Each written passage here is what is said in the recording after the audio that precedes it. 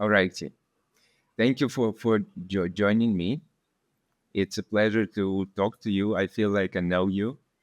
For the viewers that just joined, I want to introduce to you Richard Blank.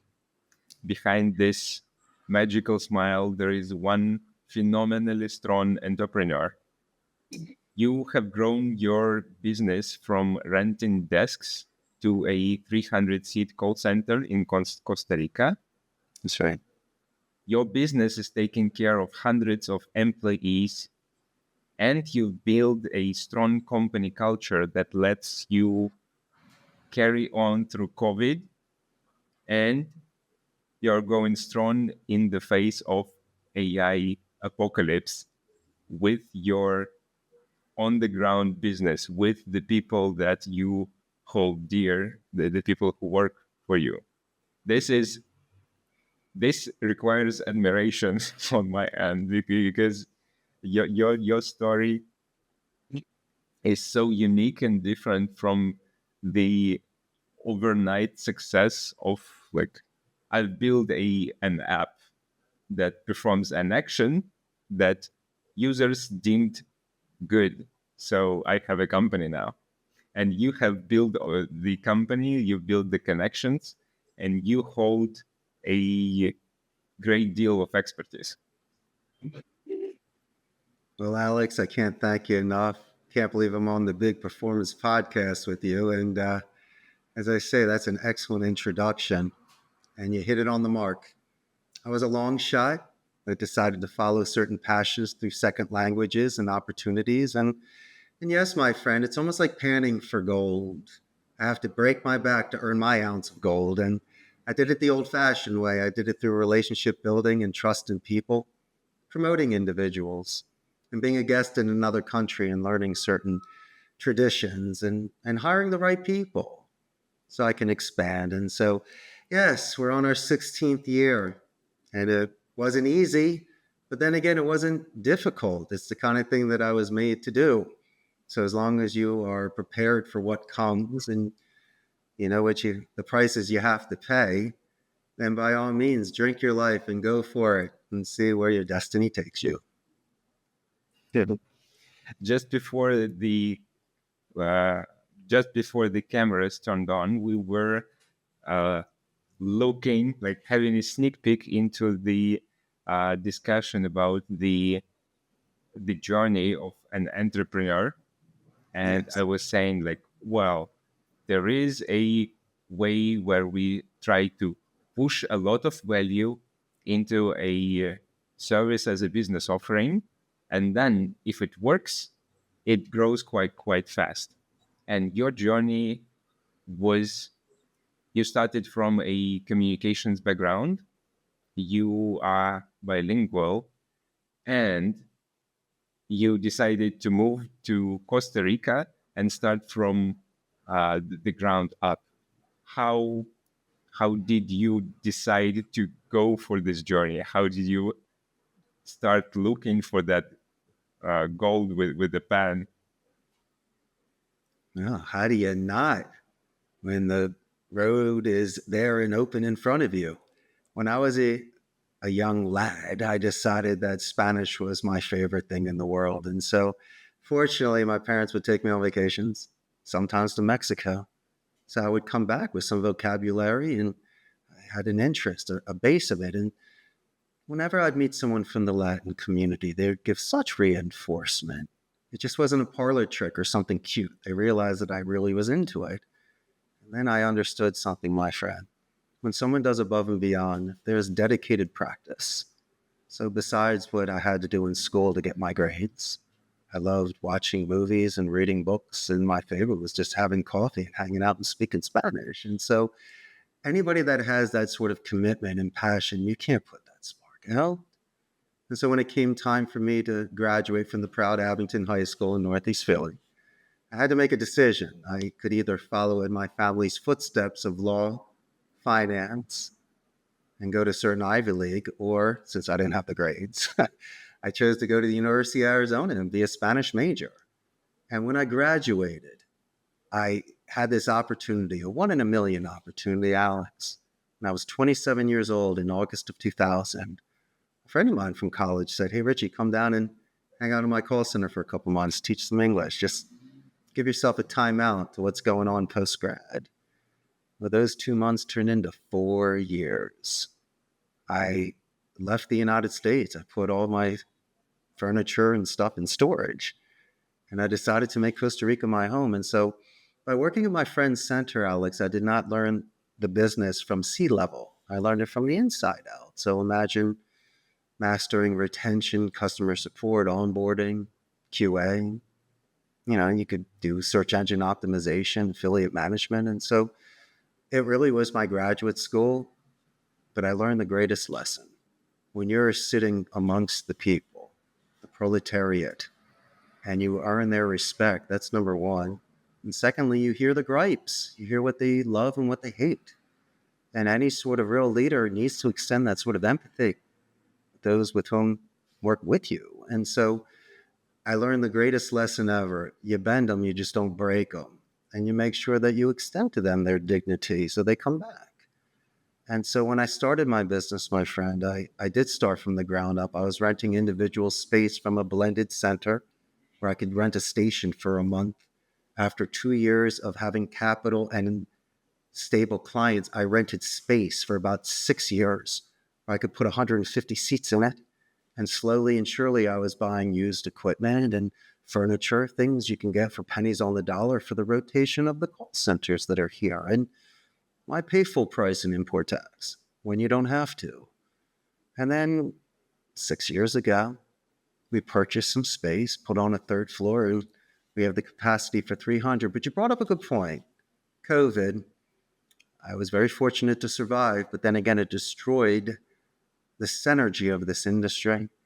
Yes, I understand the expense and time and inconvenience of traveling to work, but then again, you're eliminating the side-by-side buddy energy, playing the pinball and Pac-Man in the game room, pizza parties, and your best friend. And people used to fall in love at my center and get married and stuff. And so you eliminated all of that. There's no more big top. There's no more tent. There's no more show.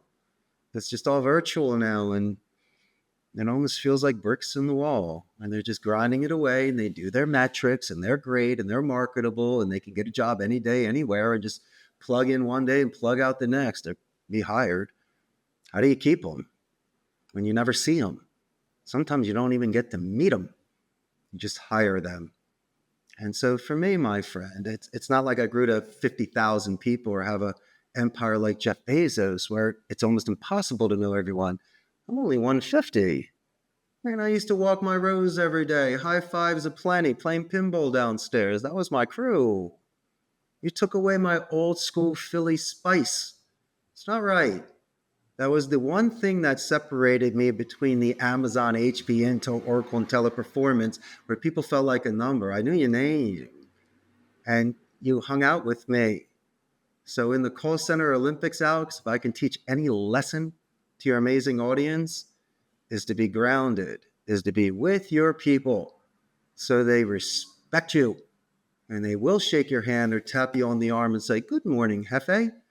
That's when you know you've earned their respect.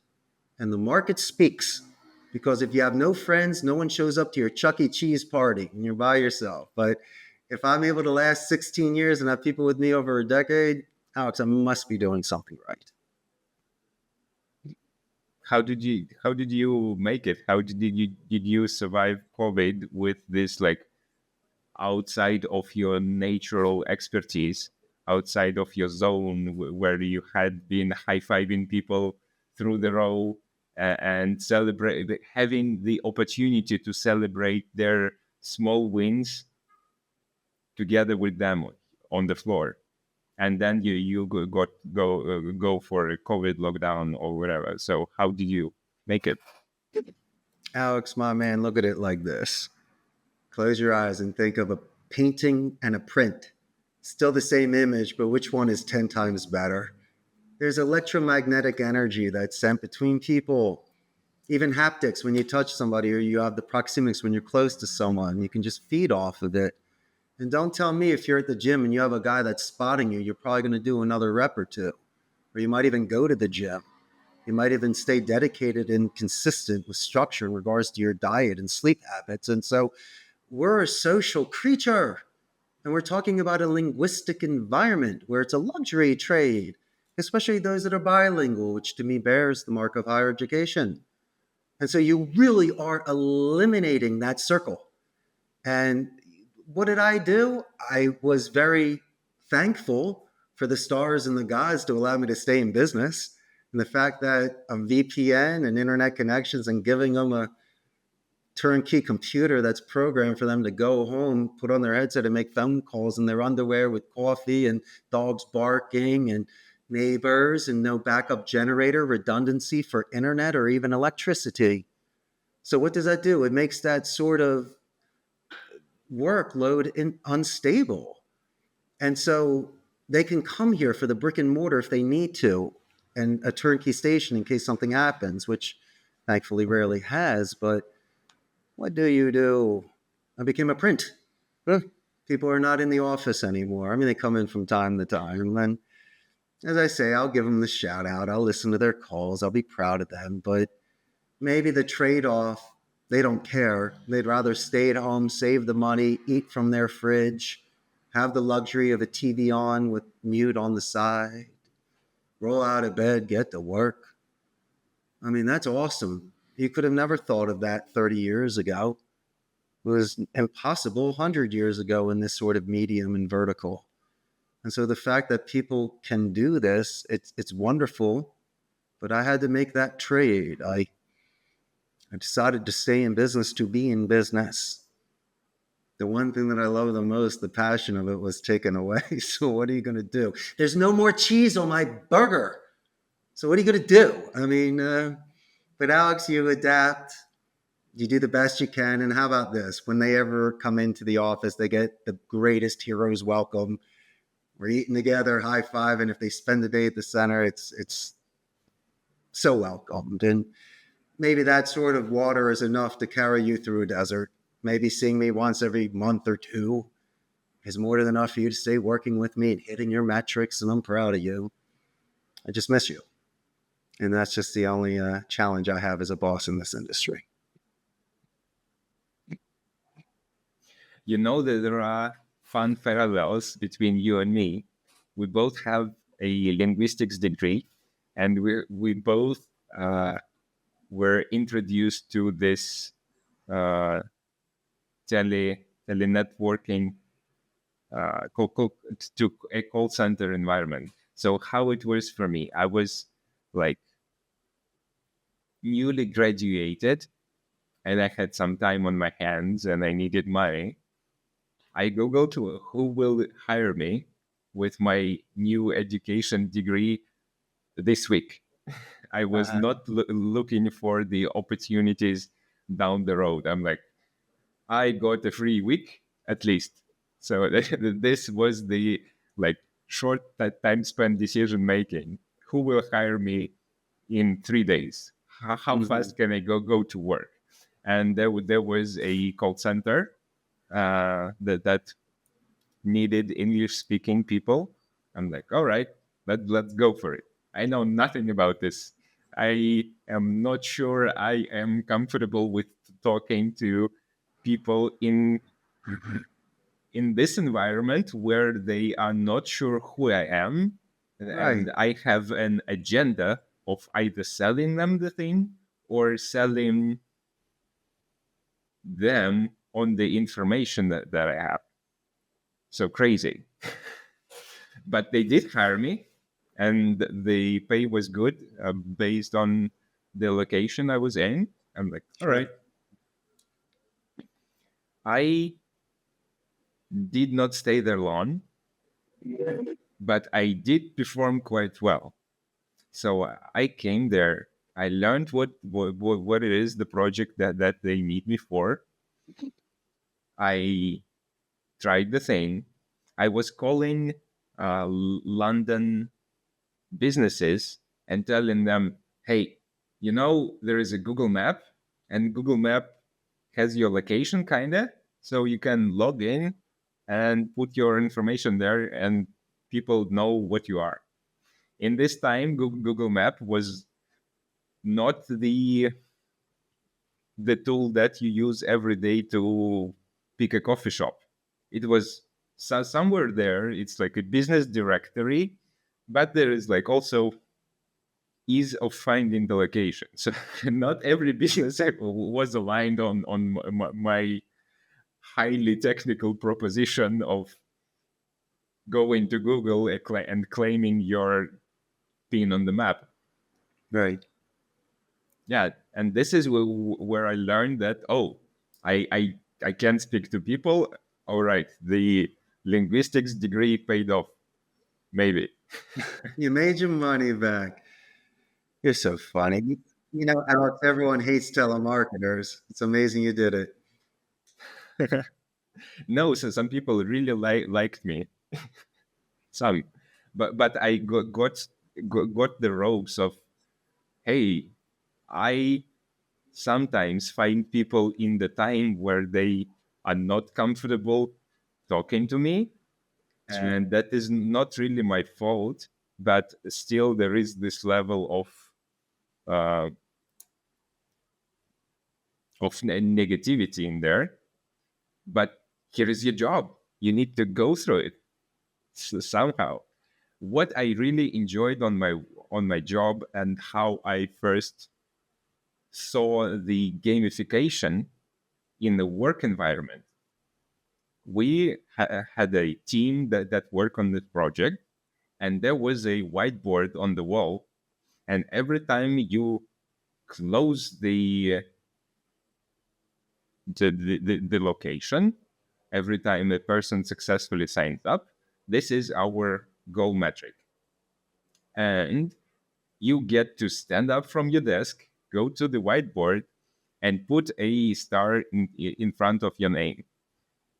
So it gave you a Obama face from your colleagues. Everyone like, all right, you made it. You put one more star, cool. And That's right. it got at the same time the competition going. Yeah. So gamification in the workplace. What did you do to make this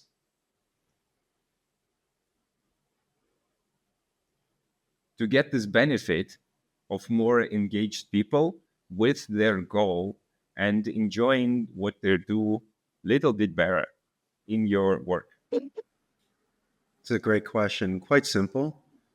The agents have break times in the lunch time plus before and after shift.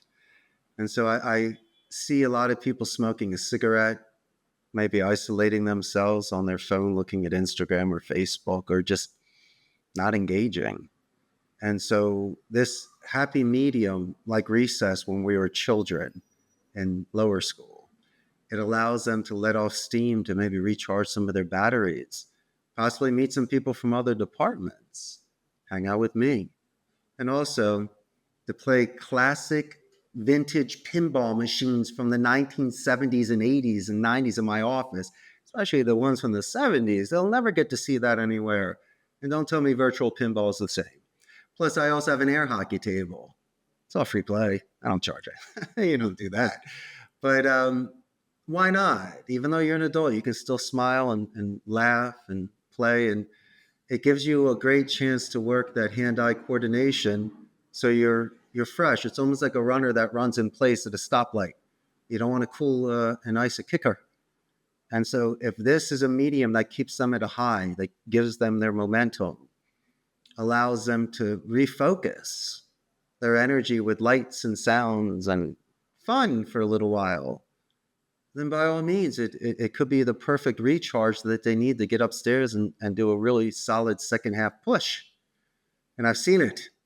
You know, someone yells at you on the phone call, or you say people are stressed, and we're experts in adjusting the tone, but you also receive that energy. Got to put it somewhere. And I'd rather have you do it downstairs playing a fighting game or Pac-Man or something than keeping it in, because you should just be a professional and just let it flow through you. And so there's only so much you can do upstairs. I prefer swaying in the wind. I don't want to punch or receive the hit. I'd rather have them gas themselves out. And I'd rather preserve certain energy that I have and just not let it spill. And so I preserve the corner compared to the middle of the ring for the boxer. If you're going to give me a minute to rest, I'm going to talk to you in a certain environment that is not high stressed, that allows you to rest, that we recuperate. You get the water, the ice, you cool down the boxer, rub them down a bit, and give the advice to get back out there again and continue on this journey. These checkpoints are exceptionally important, that they are making progress so they can see where they've come from. And so maybe, as I say, I am one of the few that just doesn't have a foosball table or pinball or ping pong or possible Xbox or PlayStation games. I mean, I'm cool with all that. My stuff's a little different. It's like from the old school arcades from the 70s and 80s. I wanted to hang that way. And so when I'm there, I can feel that fun. You see the lights. It's a place to relax a bit. And Sabes, you have to walk through this area when you're going upstairs and downstairs. So regardless of if you're coming or going to the floor, you're walking through my arcade. My clients see this and they realize this is how I treat the agents myself. And then I look at them and I go, hey, Billy, how come you're not doing this at corporate? Why don't you have a fun game room? And when people have to make that decision, that is one of the decisions that these agents make in the labor pool. They realize that it's not so stiff. There is a balance.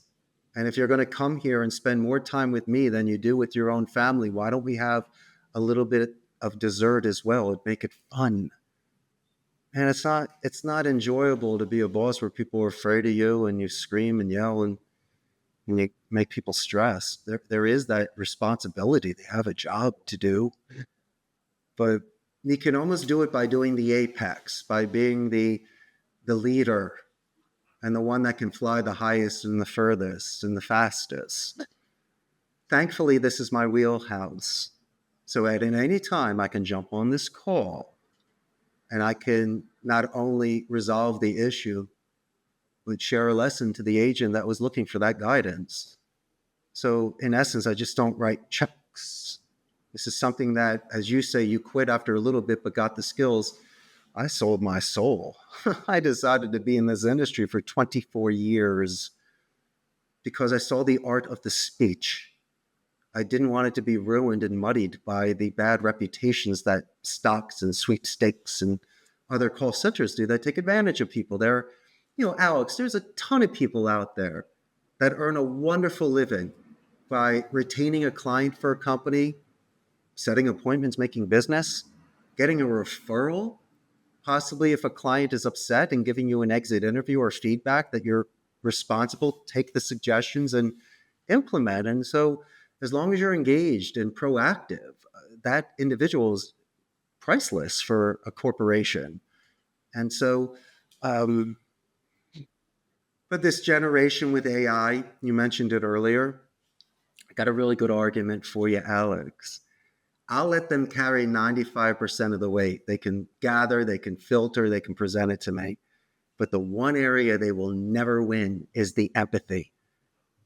A machine can't hug you, and they can't say they know how you feel if your puppy runs away, or you get fired from your job, or you get a divorce, or you break your arm. How is the computer going to say, hey, Alex, I see how you feel. I broke my arm. You don't even have arms. And so there will always be that luxury of the human interpersonal interaction, the extension of empathy, the true listening. And so I guess it might be expensive, or that's what people are looking for as a luxury. But there will be individuals that want to speak to a doctor and an attorney, a consultant, a counselor. I'd rather call my best friend who wants to speak with me for hours until I'm ready, compared to somebody that looks at my clock and goes, Mr. Blank, your time is up. Could be right in the middle of a breakthrough. How do you stop yourself from peeing? Sometimes you can't stop. And so it's not right. And I think if someone's having a moment, you need to let them run through first. You got to let them finish, because they might be holding it in, or you might be the right person, or it just might be the right moment for a good cry, a good scream, a good thought, a good meditation, a good center. I don't know. But there's a certain thing that happens to people in the right environment when everything is aligned. And I've become very respectful of that sort of time for people here when I've noticed breakthroughs and shedding of skins. And also in a very long and roundabout way, Alex, even in my own personal growth and development. I knew there were certain times where I had cosquillas, the sixth sense, and the butterflies, where something else was telling me that I were making the right decisions. You know, you voiced one of the questions that was hypothetical, but I do have an answer for that. And Yeah. how would AI, how would the machine react and feel empathy when I break my arm? I know exactly the thing and how it will say. My gaming experience taught me there would be a robotic voice that would say, fracture detected. So it will not feel empathy, but it will notify me of the fact that apart from me feeling the pain, being miserable, there is a certain physical condition that uh, got me into worse state. What I wanted to uh, get by you, I have had an idea. So Tell me. this is a concept that kind of tackles the challenges that in your industry your people might be having, and I got a marvelous solution for it. So there is a an issue in today's world with people being less active, people with sitting jobs, and I thought, all right, if I have a lot of people, if a portion of my company is working in a call center environment where people behind the desks, like open space, loft, modern office environment. I thought, how do I take care of those people in light of people not getting enough exercise? I was like, do I take that thing that I had in a call center environment where when I succeed, I get to stand up, walk a little bit, and do the action. I thought, maybe I set up those kind of challenges, but in a more physical scale. So when you move the card that represents a client down the sales funnel from prospecting to offer sent, you do 10 push ups. When you move a client from offer sent to call scheduled, you do 10 squats. So I will see that the salespeople who perform well, they also get the better physique. They move a lot of stuff in the virtual world. They move clients down the funnel, and they need to perform this physical action, physical exercise in the real world. And that is beneficial for their paycheck at the same time as it gives benefit to their health.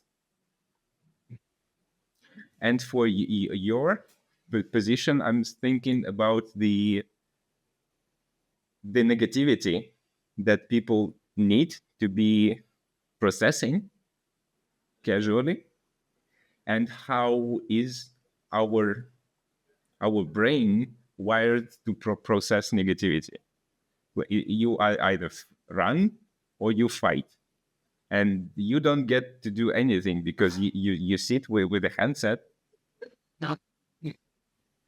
Yeah, maybe when you face a negatively charged person on the phone after the call, you hang up, you get to do something physical.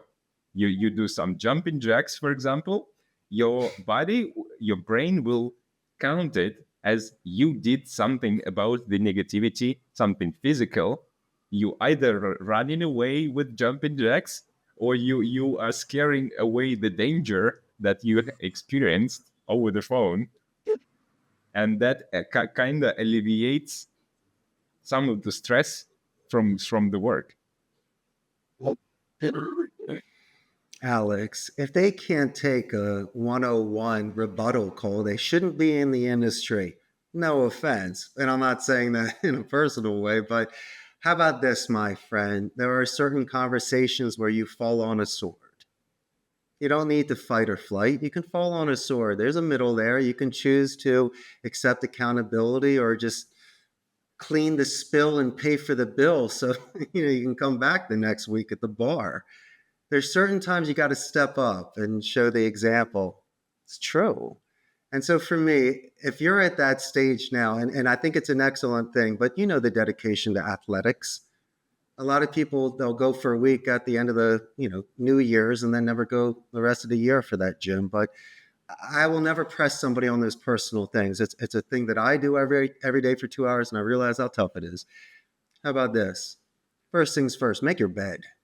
I mean, you're talking jumping jacks, man. If you aren't making your bed, then why are you even doing jumping jacks? You have to start and end in that circle where you show that respect to yourself. There's certain things you need to do internally before you start expanding. And if, as I say, you can readjust tones, fall on certain swords, you signed up for this industry. People may be cursing not at you, but out loud. And so as long as they're not attacking you, let them vent. If you use that strategy, they'll apologize to you. And then I can throw in the Philly guilt and go, Alex, are you done? Would you like to curse a little more, say some more? No, Richard, we're fine. Are you ready to move forward now? Yes, I am. And so you can anchor in that sort of way. And even if you don't get the result that you want, regardless of the outcome, you make these phone calls with good faith and good intentions. And you practice your rhetoric, you practice positive escalations. Or even if a secretary does not transfer you, you could let them know that they did a wonderful job. And when you do get transferred, you let the owner know. Or just even letting them know that they made a difference. It's just hedging bets and increasing odds because you're not lying. You're not angling or forcing a sale. All I'm doing is repeating a name drop. I'm introducing myself. I'm expecting you to ask me 2 or 3 clarification questions where I just use a buffer boomerang. I'll name drop you to adjust the tone, let you know it's a great question. Repeat the question, Alex, so you don't have to repeat it, right? And then I'll send it back to you in a positive way to just keep readjusting that negative to a positive tone and shutting doors and checkpoints so we don't have to repeat rabbit holes and get you upset. And so what does that do? It just shaves and whittles and gets you there. You said about selling for information or time or, well, yeah, buddy, instead of doing half courts or even 3-pointers, now you're doing foul shots or just like some NBA players start dunking those calls because you eliminated any sort of fear and doubt. You addressed any sort of concerns that they had, and you showed bedside manner, the soft skills that floats a feather. And so if you're making these phone calls, maybe you'll be the one out of the 1,000 that really extended themselves and listened and asked follow-up questions. So not just saying, I hear your dog in the background, but ask its name, its breed, and how old is your puppy? Because it's loud and I can't hear you. So maybe inadvertently that child, that music, that bad cell connection or dog can be adjusted if you do things in a passive-aggressive manner instead of just interrupting and squeezing.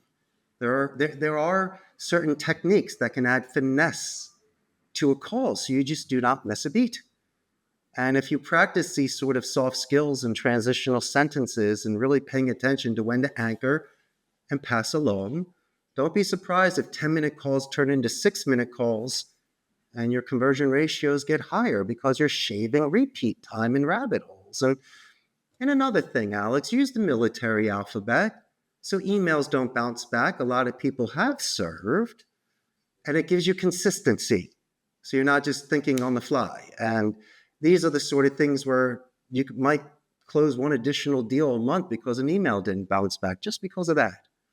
And so I think that the military likes it. People will relate to it. And in my professional opinion, it's been able to end calls in a great way where you almost get an encore song or two where it should have been ending, but now you're talking the military and Memorial Day weekend and Veterans Day, and you show your pride and respect. And those are the sort Great. of So, things so people remember when you call back. you are kind of solving communication challenges with communication tools. Oh, sure. That is cool. Yeah.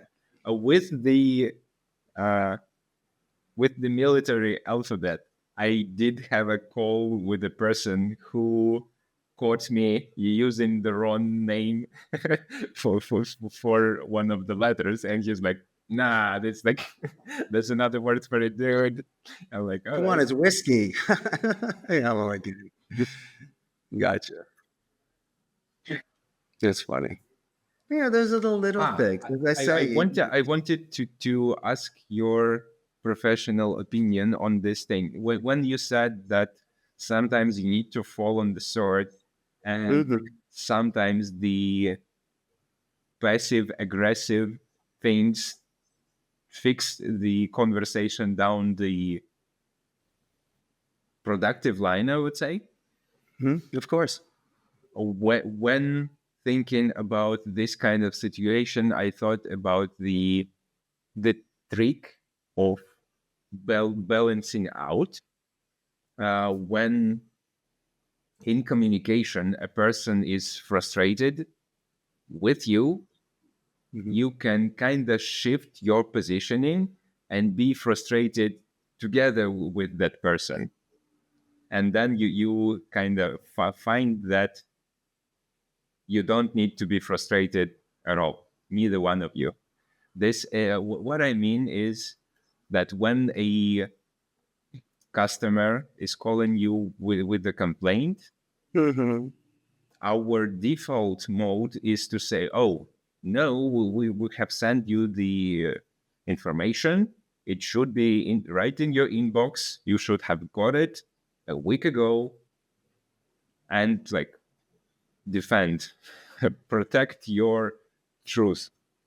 And when the uh, customer is calling and saying, "Hey, this documents never arrived. You are breaking the deal. You are a bad provider," and you, even knowing that you are right and the documents have been sent, you take the Right. position of the customer and saying, "Yeah, this is awful.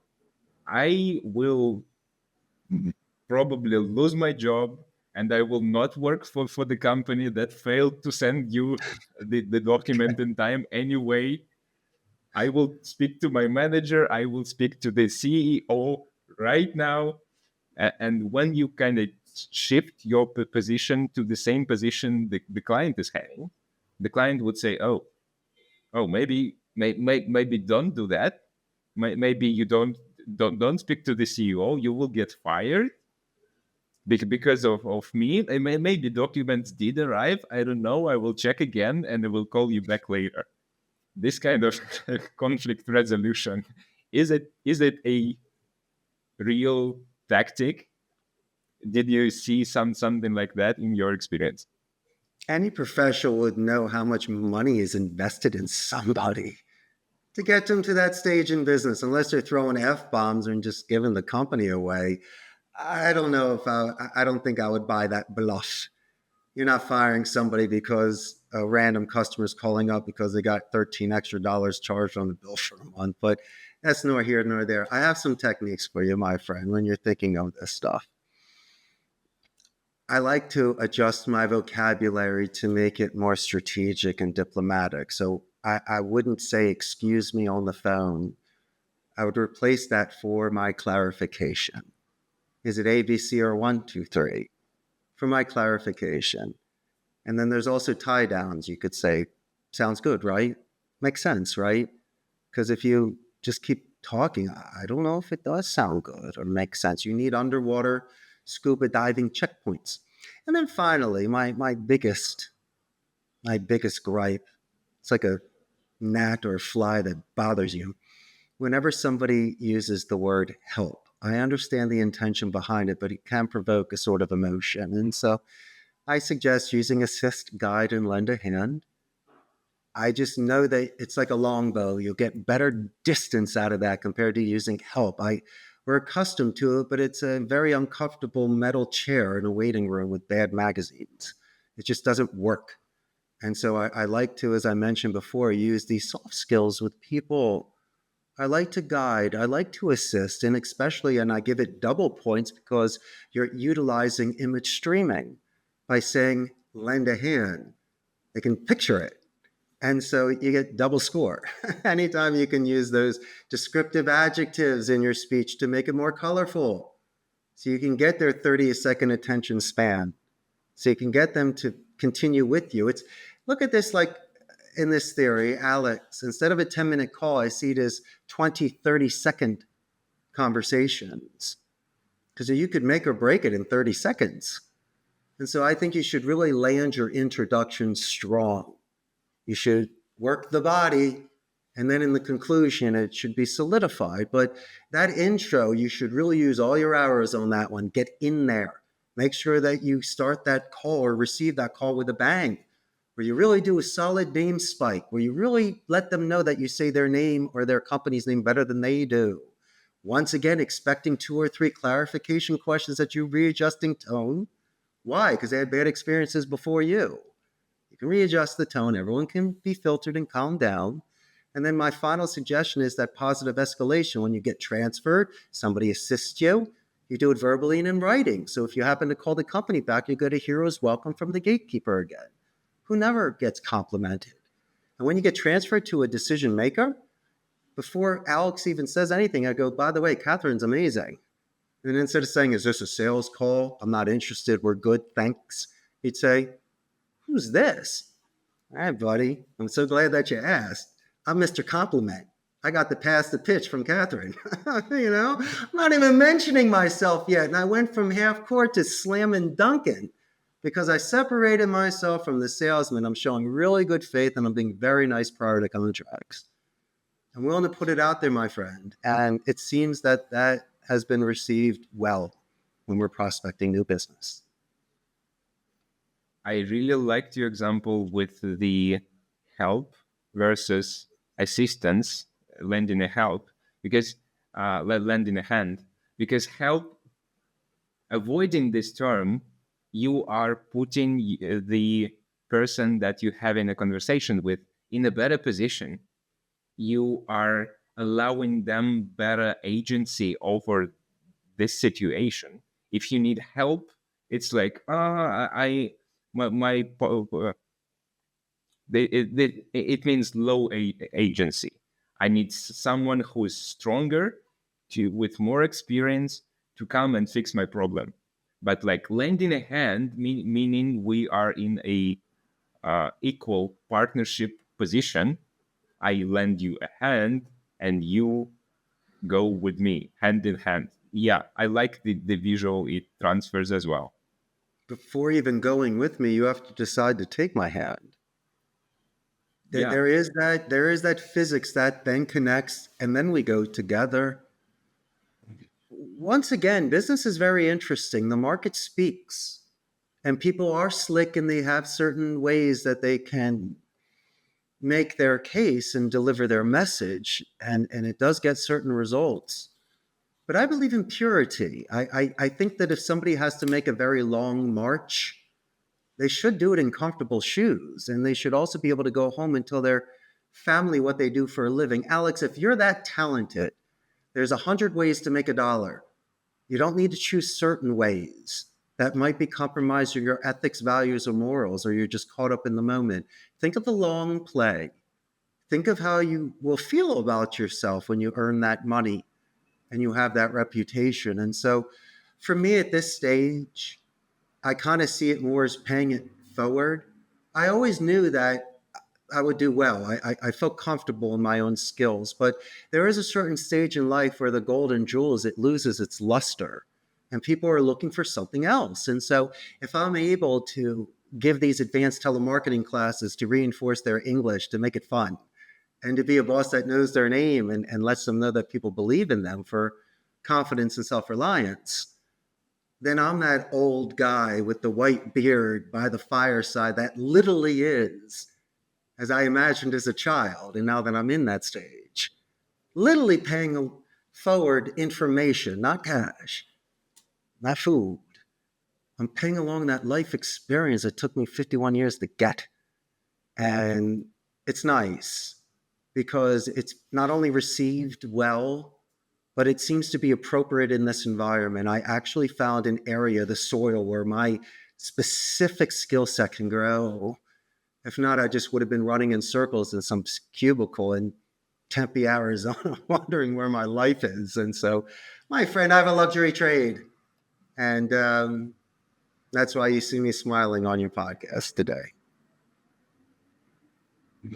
Richard, I wanted to ask you, what does it mean to you, your arcade games? What kind of feeling that you have that associates with those arcades? Maybe from your childhood, when you came to an arcade game, what kind of feeling you would really love your employees to get when they interact with your vintage machines in your office? Oh, Alice, you're talking my favorite subject. I grew up in the 70s and 80s, and Ricky Schroeder had silver spoons where he had a home arcade that everyone was envious of. And $5 had to last you a weekend. So you had to be very selective with the games that you chose. Dragon's Lair was 75 cents. Pinball was expensive, last a minute. Man, I could play Asteroids for 35 minutes. I chose that game. But it's not the point. For me, it just seemed non attainable. It was just a luxury. It was an adult thing. I had to ask permission for money to play. And they just seemed so high maintenance, especially the pinball machines with the marquees and the playfield. And so when I started my business and I had discretionary income, there were certain things I purchased as an adult in my life, but I had the chance to indulge my passion. And one man's trash is another man's treasure, Alex. And so, unfortunately, and it's very sad that arcades are becoming few and far between. And if they are, it's different, like a Dave and Buster's or some of these extremely expensive, beautiful machines. But the old school row of, Pac-Man, Asteroids, Defender, those days are gone. And people were selling them. And I would get, and hey, listen, I know the price of some of these things. People just wanted to get rid of them. And so I'd get my buddies and we'd take a truck and we'd drive 5 hours to Perez Zeledon up in some weird place where there was a bodega. I'd open it up and there they are. And I would just start grabbing them. One guy bought 9 pinball machines off of for like $1,000. 9 machines. Really? What's that, like buck 12 a machine? Yeah, are you kidding? And then there's some places in the States where you can order the parts. Next thing you know, you have an electrician, 30 hours worth of work later. These things are working. And like this one here, that's a 1961 Ricola Regis. Either people don't know the prices, they don't care, or there's not a market for it. But I'm just scooping them up like crazy. And as you remember, I mentioned earlier about hills to die on. I'm a happily married man. But this is the 1% where my wife knows if we have the room, I get the machines. And it just brings such joy. And that's where we're at, my brother. I got myself a beautiful collection of at least 13 pinball machines and half a dozen other arcade machines. That's great. Oh, yeah. Are you kidding? Do you know how beautiful these machines are from the 1970s? Anything before the 80s is when they used to paint the wood on the playfield. They weren't putting stickers or laminates on it. Plus, you're talking about the electromechanical machines where you have the bells and you have the wheels going. And in my opinion, much easier to fix because you just got to clean the contacts and the wires last better than the ones today. And the machines today, it's a computer. You have so many CPUs and different placas where for the sound and for the lights. And I did learn some good advice, though. Let's say you pick up an old machine. The best bit of advice is not to try to fix what's behind the marquee. Why don't you just buy all brand new, tablets for them? And so the machine just works.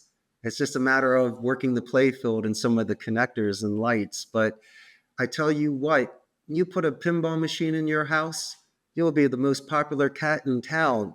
It's almost like the 1950s when people used to hang around the piano and sing. The pinball machines, everyone definitely hanging around it and having a great time and getting excited. And you feel the machine. Virtual pinball is nothing compared to a real machine where you can feel it and see it and you really can time it. It's an experience. And so for me, my friend, has it brought me dividends in regards to business? Absolutely. I am known as the number one collector of pinball in Costa Rica, and we use that heavily in regards to our SEO and our hiring. Why? Because we're cool. Eh? I just want to make sure that when people hang out with me, they're having a great time. And so maybe, Alex, that's just the difference between me playing against the big boys. I I had a look into some of your marketing, and one thing that got me excited. I will share my screen super fast. Yeah, what you got? So I went into your Pinterest account and I saw those graphics. I wanted to understand what kind of style it is and how did you came up with it. But hold on for a second. I am not super visual guy, so I wanted to understand it better before I talk to you. So I could talk to my co-founder and creative director Anastasia about it, but she was not available. I was like, all right, it's a creative challenge. I can solve it, right? I can do it. So there is a mid-journey tool, the AI that generates images. You give Mm-hmm. it a text prompt saying what I want on the image, and it makes the image. Mm-hmm. But it has the reverse feature when I can give it an image and it will tell me what kind of prompt will create this image. So I took some of your images, got it to Midjourney. It described the images, but this is just data. It's not a definitive answer. So then Mm-hmm. I took the results that Midjourney got me and I feed Mm-hmm. it to ChatGPT saying, here are the results. Please analyze, find where we have patterns matching, and then explain me in detail the style. I know it works better with this model when I ask it to explain me stuff rather than give me the answer. Because if I just ask to give me an answer, it will just like fantasize something plausible and saying, yeah, here it is. So I asked it to deliberate. And in the result, I got this situation: vibrant urban pop art, energetic and bold characteristics of pop art with contemporary aesthetics. Sure. And it clearly defined that this is perfect for advertising and promotional purposes. And you are using those images to promote uh, some podcasts that you will participating in. And Mm-hmm. yeah, they are promotional and they are catchy, they are bright. How did you come up with the style? Who in your team is doing that? Mm-hmm. The style had to be Art Deco originally. So my building on the outside, fortunately, I was allowed to design it. So I chose old school neon marquees, Broadway font, and complete Art Deco style. Now, the image that you see of the telemarketer, that's a Josefina. That's like the lady of San Jose, the highest of class. And so I chose an image from the golden age, the 1920s, from some of those old posters, threw a headset on this individual and cleaned it up a little bit for more of an Art Deco flair, and there you go. And the rest, my friend, how do I explain that? Just a topping of some zig and zag. I tell you what, that's why certain restaurants have large menus and 32 flavors of ice cream. It's my one taste of the color red might turn off somebody, but they prefer mint or yellow. And so, fortunately for me, I've opened it enough where let's just say I do a podcast for somebody and I'm going to market that individual. My marketing team will take, I don't know, maybe 10 to 15 images, combine the two, and just, it's almost like an album from back in the day. I'll do 4 or 5 really guaranteed commercial hits that, as you say, are colorful. People are going to like, yeah, of course, throw a puppy in there or something. Then I go, guys, come on, show me really something crazy. Let me just see if you can produce something wicked or completely unexpected. It's almost like the albums where, for INXS, my favorite band, Need You Tonight was written in 15 minutes. And these are certain things where if it just comes into you and comes out of you, that's it. And then you have other bands that just labor over albums for years and it doesn't gain any traction. And so there are things that when you see something, feel something, you just go for it. It's thankfully for us today, like a digital camera, you can take 1,000 pictures when back in the 70s and 80s, that was expensive and took time. And so you have the luxury of shedding and testing. And no one needs to see it behind the closed doors, like an old comp sheet for models. Give yourself 50 images, then go around the room and ask everybody what they think. And then the wild card in the corner tells you this one image is really going to hit. And then all of a sudden you see it differently. And so leaders eat last. You should be the one to let everybody speak first before you describe what your art is and why you did it. And then I got another thing for you, Alex, and this is very important. If you're a commissioned artist, fine, get paid for it and produce. But the greatest artists are the ones that do it for their own free will and their desire.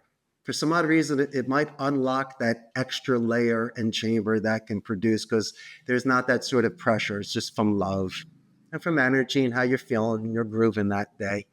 No time constraints or things like that.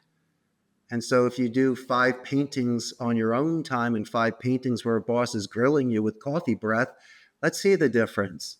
You might produce 1 or 2 on the right side, but on the left side of love, you might produce 4.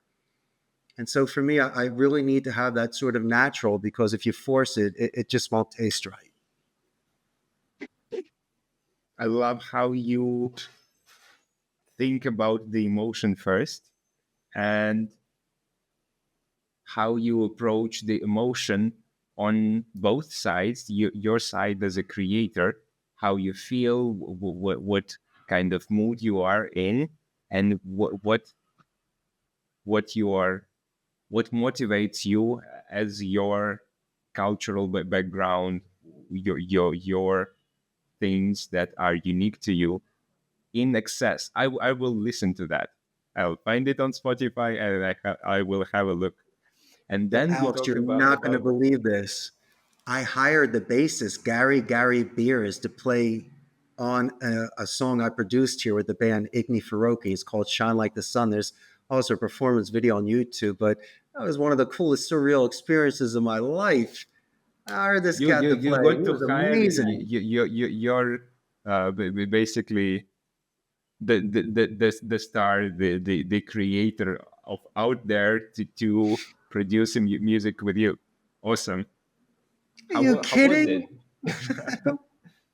Crazy. I tell you what, you can really see that not like Igni and Harold Salas. He's an excellent bass guitarist here. But when I hired Gary Beers to play the bass, it is a different style. He put a little bit of funk and wah to it, added some synthesizer and a little bit of extra beats for the percussion. It was a plug and play sort of thing, which overlapped the original track. And then I also hired him the extra because you got to get everything to play a performance video. I played along with it. Are you kidding? And so, yeah, it was. It was. I also tell you something else. Don't ever try to produce a rock video. They're all prima donnas and they're all pain. I had people here for like 8 hours. It felt like, third grade. I'm going to be able to go places. All they're doing is drinking and smoking and wasting time, and they should be on the set. And so I completely understand what it's like behind the scenes when you're trying to organize some sort of film shoot. Man. But at the end of the day, my friend, we definitely produced a work of art. I get it. With rock artists, work ethics is not the first thing on the resume. All right. Well, If I well, try Gary that, Beers made his I will. recording in Los Angeles. We just had the band and the models do it here and then combine the two. But Hmm, yeah, man, it was interesting. I hear you. I can imagine. All righty. This is a great place to finish our conversation. I enjoyed talking to you. I think it was Yeah, me a too. super fun, insightful conversation. And it was great to see the spirit, this strong entrepreneur spirit that holds your business afloat, and how you are sharing the strength inside your organization, and some of your expertise in communication, and like those moments uh, that you handle the clients on the phone, and how you teach that to the people who come to you. This is Yeah. awesome. Thank you. Well, thank you, Alex. I love being a guest on the Big Performance Podcast. I'm a huge fan, and I look forward to seeing your future work, my man. I will be pleased to have you follow our curriculum. Sounds good. All right. Thank you so much. Ciao.